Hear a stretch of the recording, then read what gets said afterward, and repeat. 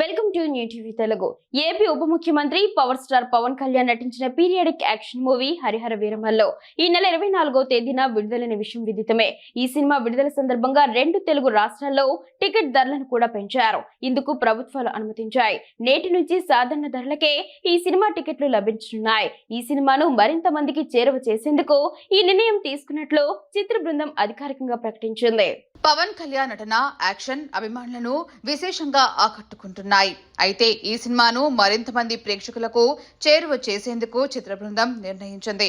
ఈ క్రమంలో భాగంగా పెంచిన టికెట్ ధరలను అందుబాటులోకి తెచ్చింది.